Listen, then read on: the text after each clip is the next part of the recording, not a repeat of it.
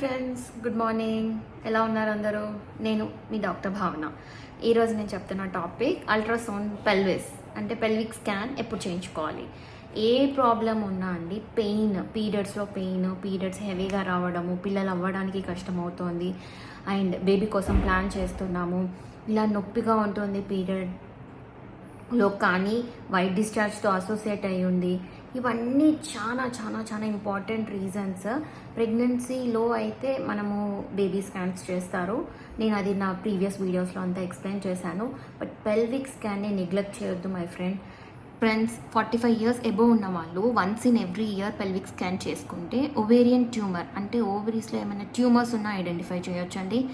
And ఒక్కోసారి పీరియడ్లో ఎలా ఉంటుంది అంటే, పీరియడ్ హెవీగా ఉండడమే కాకుండా పీరియడ్కి మధ్యలో కూడా బ్లీడింగ్ అవుతూ ఉంటుంది, హస్బెండ్తో కలిసిన తర్వాత కూడా పీరియడ్ అవుతూ ఉంటుంది.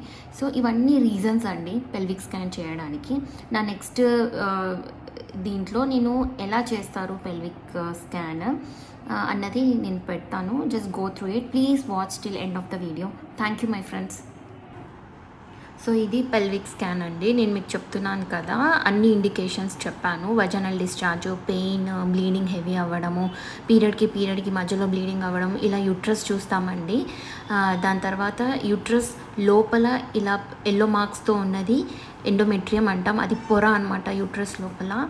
ఇది ఓవరీస్లో ఫాలికల్స్, ఇలా మెజర్ చేస్తాము follicle size, and ovary size కూడా ఇలా మెజర్ చేస్తాము. అండ్ ఎక్స్ట్రా గ్రోత్స్ ఏమైనా ఉన్నా కూడా ఈ స్కాన్లో తెలుస్తుంది.